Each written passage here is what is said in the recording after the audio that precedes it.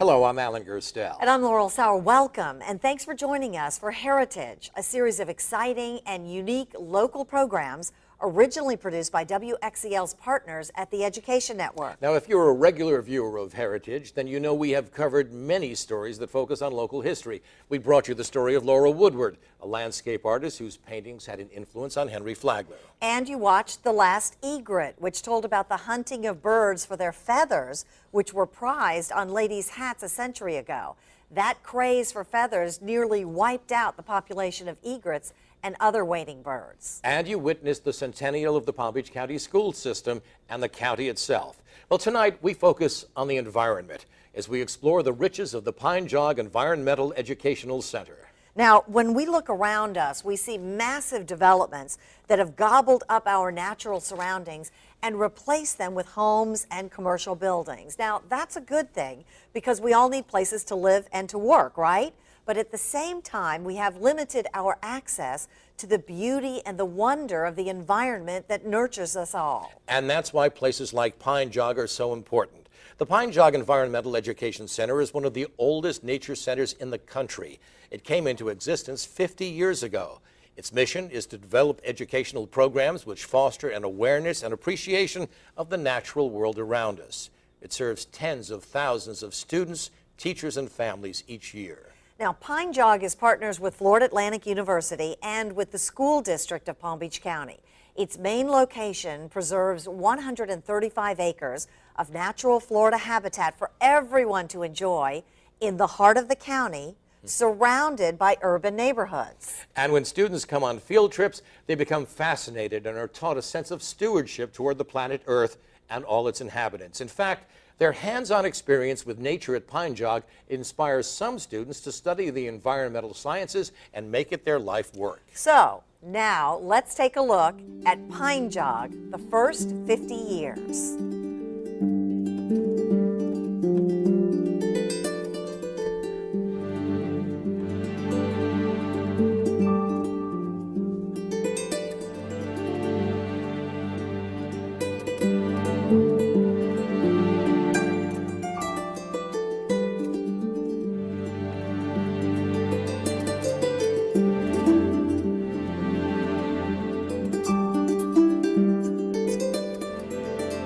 Long before ecology became a common word in our vocabulary and concern about protecting the environment piqued the public interest, an idea sprouted in the minds of a prominent stockbroker banker and his wife.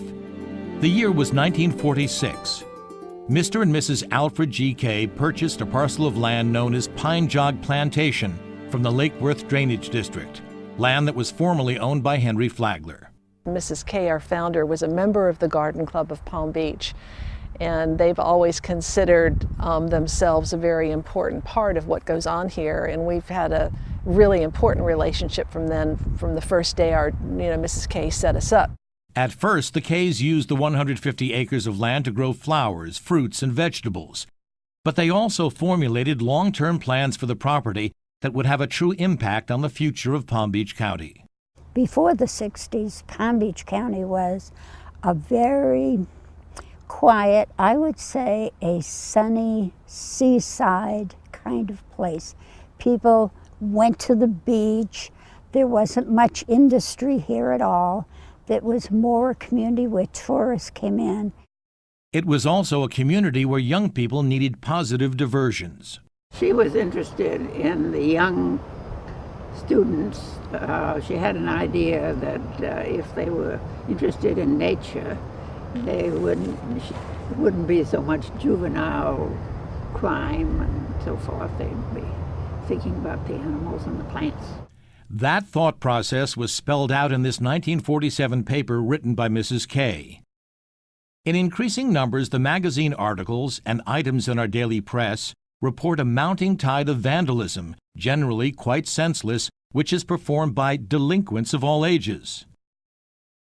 Surely, if an interest in the living world around them could be awakened in our young citizens, they would soon lose interest and incentive in perpetrating further acts of vandalism. The Kays owned an experimental garden near Boynton Beach and had a close relationship with Dr. David Fairchild, the founder of Fairchild Tropical Gardens in Miami. She was a very, very gracious person.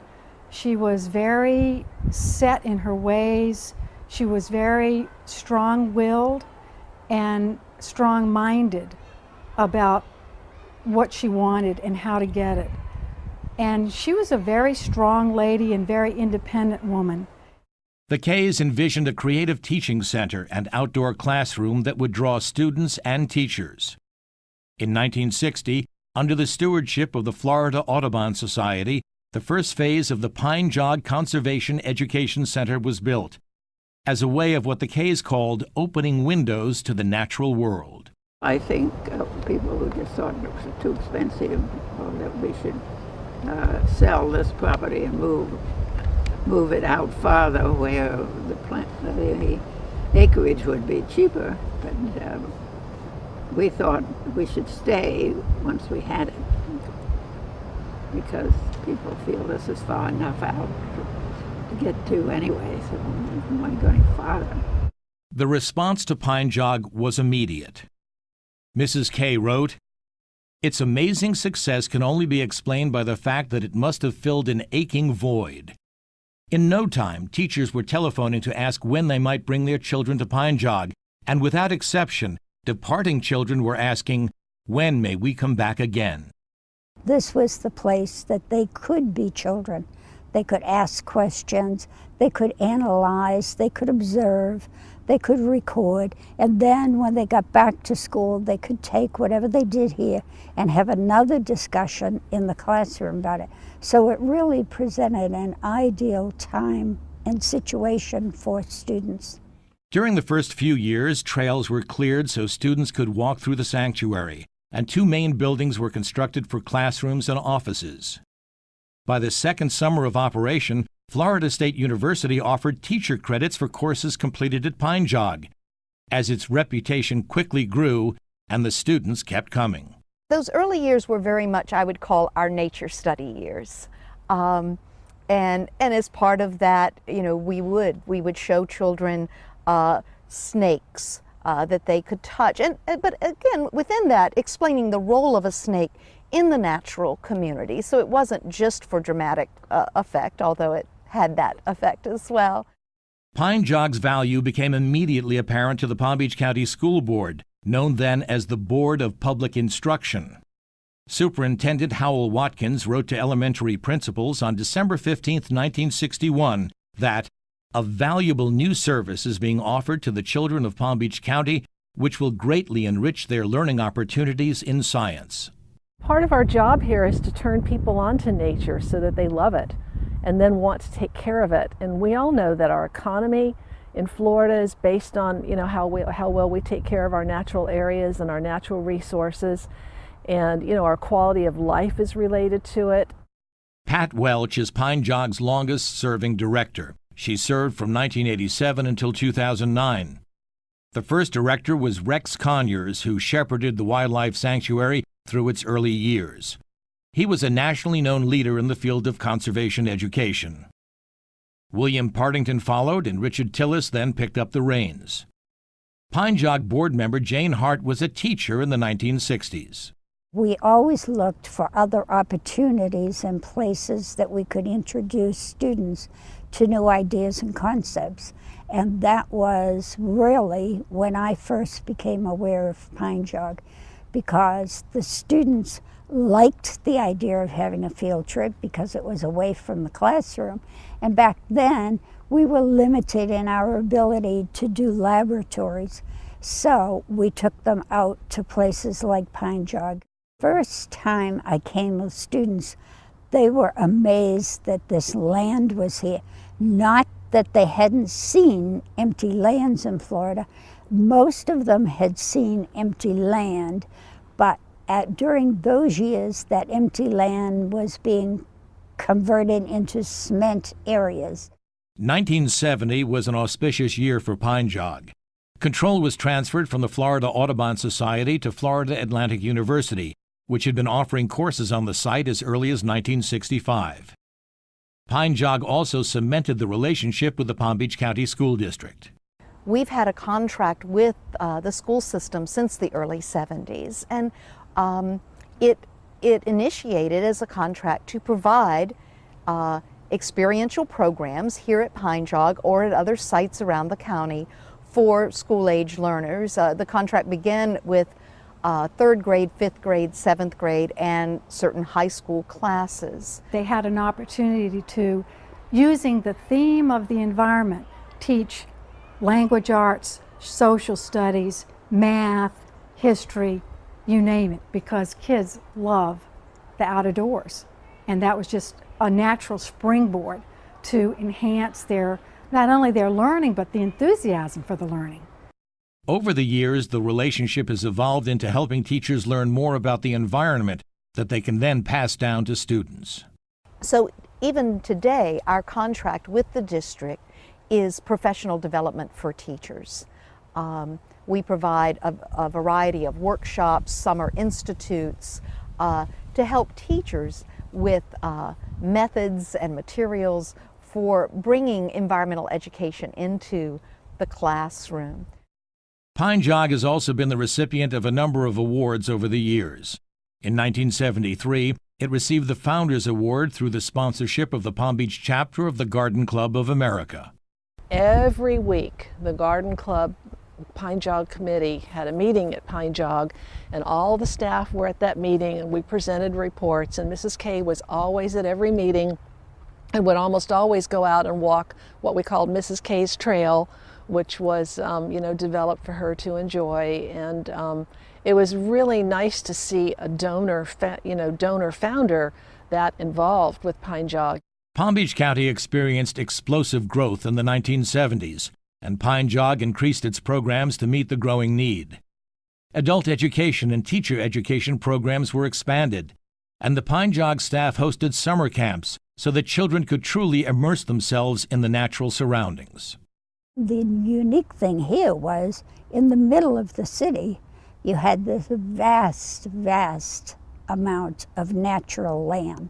So we were very, very fortunate that the Kays and the people that followed her thought enough about what to do with the land that they willed it to a system that would enrich and enhance school children.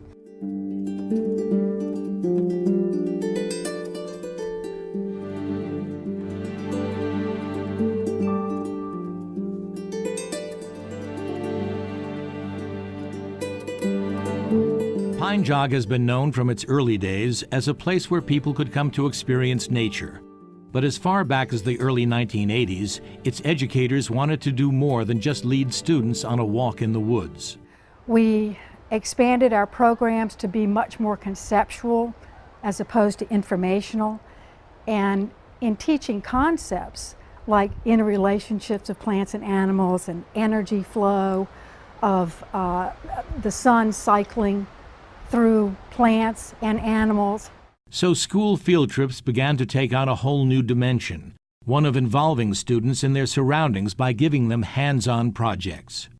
I think also my role has been to keep abreast of the research about what makes environmental education good education, and to always make sure that in our programs, as they were developed and delivered, that we were staying on that cutting edge of what were best practices in environmental education. And with the grant from the MacArthur Foundation, we did a lot of research, into what research is out there that might give us some guidance. And we learned from that research that reaching children at the earliest age possible is your best window of instilling values and a sense of caring. So we began to focus more on the elementary grade levels. This day, a group of 2nd, 3rd, and 4th graders from Northborough Elementary will experience the best practices in environmental education as they get hands-on lessons in the value of protecting our environment. Okay guys, come on, we're gonna head over here. I'm gonna take you to your first station for your training. With a busload of students split into 3 groups, Susan Toth begins to involve her students with tales about Native Americans, mixed with a little bit of mystery. Realize that Native Americans knew things about how to live with the land. They knew lessons, and as children they were taught lessons about how to live with the land that some of us have forgotten. So you are all going to be working to discover these lost lessons. And in doing so, that's the challenge for you. But in doing so, it's going to help you become a member of a very special team that we have here at Pine Jog and all through Palm Beach County.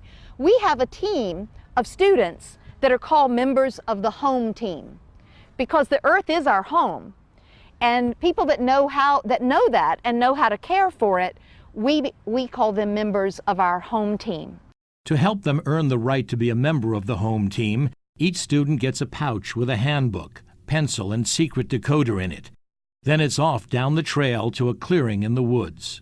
Your first challenge today is you're going to look at, like I said, some of the ways that plants and animals depend on each other. And you're going to do this first by solving some riddles. Plants depend on me to spread seeds from the berries I eat. I depend on plants for my nest. What am I? Okay. Oh, Jessica.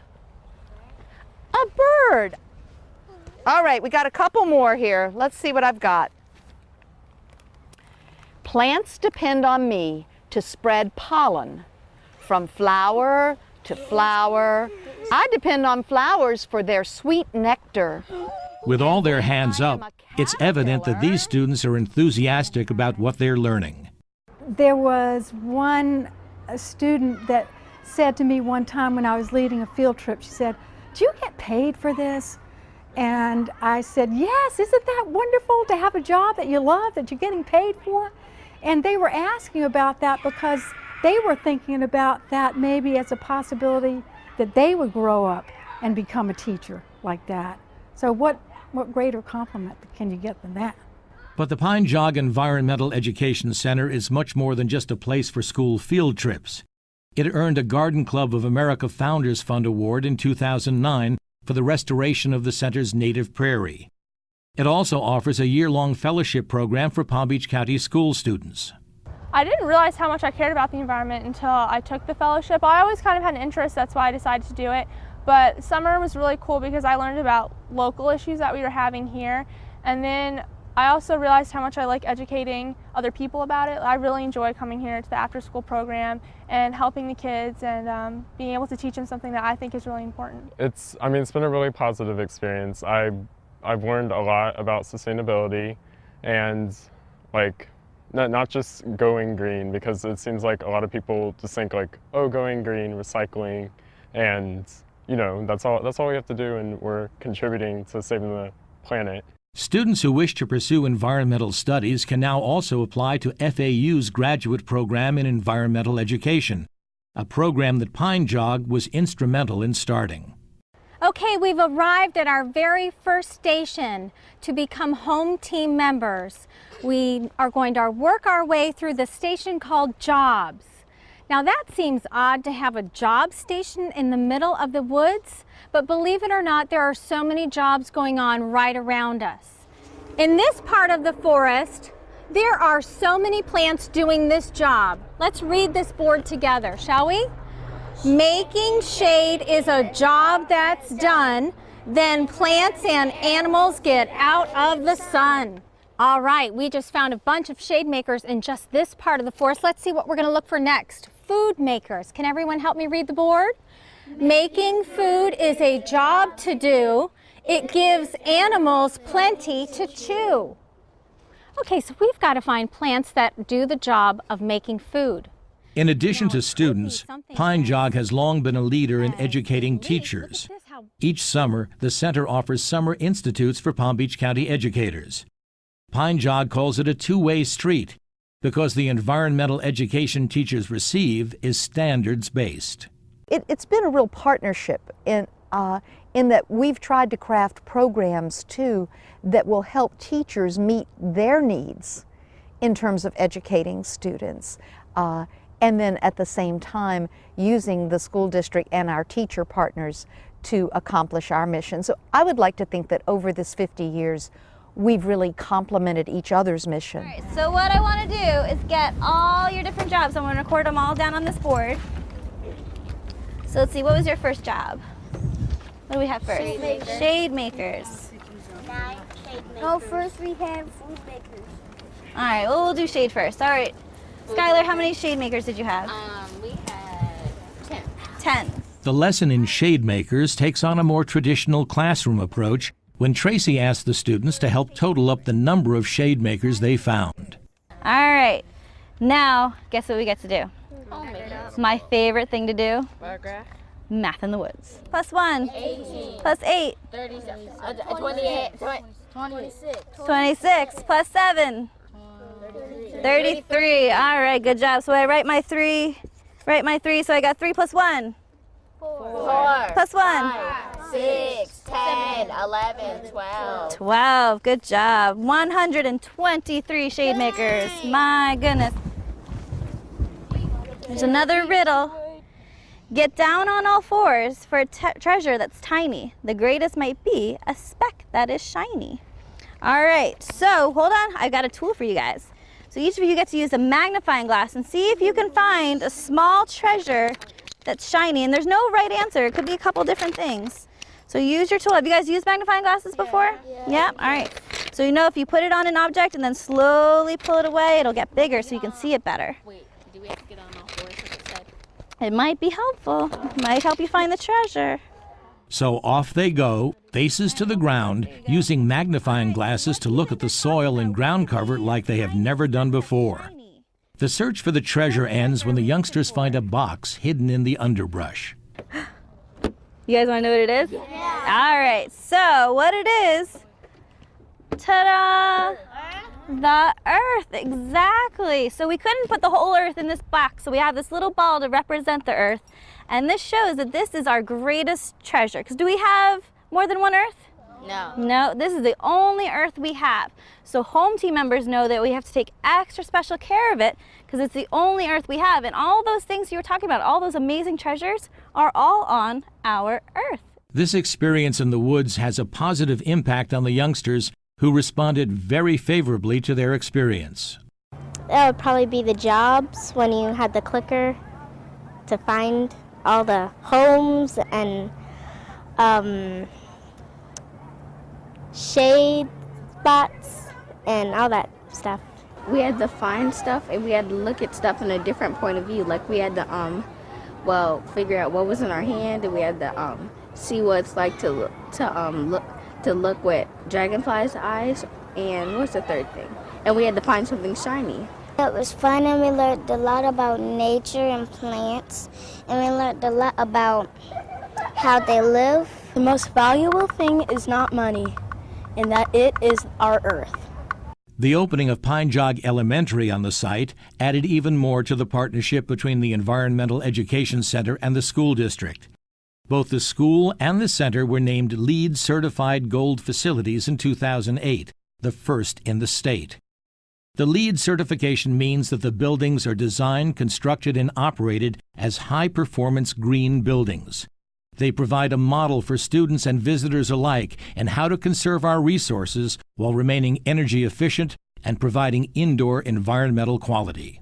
Certainly now, with the advent of Pine Jog Elementary and our partnership with them and with the school district in that, I think our next 50 years offer us that opportunity to be that place where people can come to learn about how they can live more sustainable lifestyles.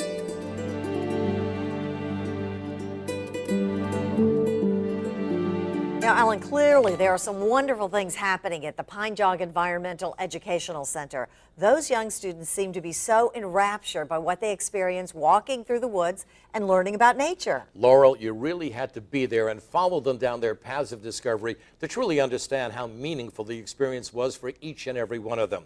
We tried, but there's no way that we could have captured all the wonderful moments of discovery for our viewers to share. And keep in mind, many of these kids have only been exposed to concrete playgrounds and sidewalks. They've never experienced anything like Pine Jog before, So the field trips are really a life-altering event for them. And I imagine many of us adults, too, have faced the same limitations of living in just urban environments. So I would think Pine Jog would be a terrific educational experience for adults, too. It certainly would, Laurel. We'd like to thank Pine Jog for sharing its wonderful resource with all of us. For WXEL, I'm Laurel Sauer. And I'm Alan Gerstel. We'll see you again next time on Heritage. And if you have any suggestions or comments, please feel free to email us at heritage@wxel.org.